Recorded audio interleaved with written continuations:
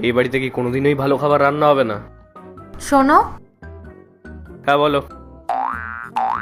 আমি না কিছু টাকা সেভিংস করেছি আমার ইনকাম থেকে। তুমি আবার কি কাজ করো যার থেকে তুমি এত টাকা সেভিংস করলে? চুপ করো, আমারও তো সেভিংসের টাকা থাকতে পারে, তাই না? হ্যাঁ ঠিক আছে। এই নাও ধরো, টাকাগুলো ব্যাংকে রেখে দিও। আমি যখন চাইবো তখন না হয় আমাকে দিয়ে দিও। ঠিক আছে। আরে গুনছো কেন? আমাকে জিজ্ঞাসা করো। 10,000 টাকা আছে। 10,000ই আছে। আরে এখানে তো 18টা নোট আছে, 9,000 টাকা। 18টা নোট? ভালো করে চিনি আমি, আমারই বউ তুমি। 6 বছর হয়ে গেছে আমরা একসাথে আছি, তোমাকে না আমি হাড়ে হাড়ে চিনি। ও হ্যাঁ হ্যাঁ হ্যাঁ হ্যাঁ, মনে পড়েছে মনে পড়েছে। ওই সকালবেলা কাজের মেয়েটাকে দিয়েছিলাম 1,000 টাকা। হ্যাঁ জানি আমি, তুমি কি করতে পারো সেটা আমার ভালোভাবেই জানা আছে। হ্যাঁ ঠিক আছে, যাচ্ছি। আর ধর কিছুই থাকে না। চলে এসেছো তুমি? না, এখনো রাস্তায় আছি, আসছি এখন।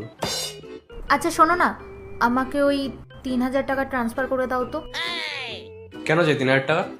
চাইছি তো আমি তোমার কাছে, ট্রান্সফার করে দাও। তুমিই চাইছো তো?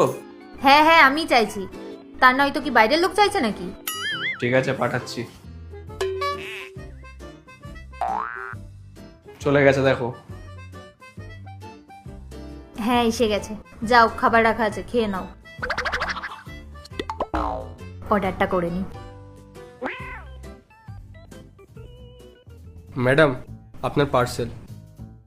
কত টাকা হয়েছে দাদা? ম্যাডাম 4,000 টাকা হয়েছে। ঠিক আছে আমি এক্ষুনি দিচ্ছি। শোনো, 4,000 টাকা দাও তো। তুমি এক কাজ করো, তোমার ফোনটা দাও, আমি পেমেন্ট করে দিচ্ছি। 3847। কি জানি কি গুনগুন করতে থাকে। দাদা স্ক্যানারটা দিন। হয়ে গেছে। আরে ফোনটা তো দিয়ে দাও আমার। হ্যাঁ দিচ্ছি।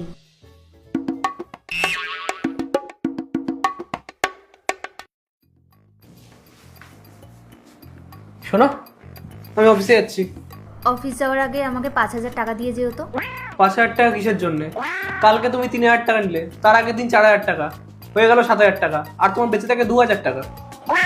এক সেকেন্ড, তুমি এটা কি হিসাব করছো? 4 নিয়ে নিলাম, 3 নিয়ে নিলাম, 2 বেঁচে আছে। তুমি আমাকে যে 9,000 টাকা সেভ করার জন্য দিয়েছিলে না, ওই টাকাটাই দিয়েছি তোমায়। ও হ্যালো, আমি কি চেয়েছি তোমার থেকে ওই টাকা? তো তুমি চাওনি তো আর কে চেয়েছে?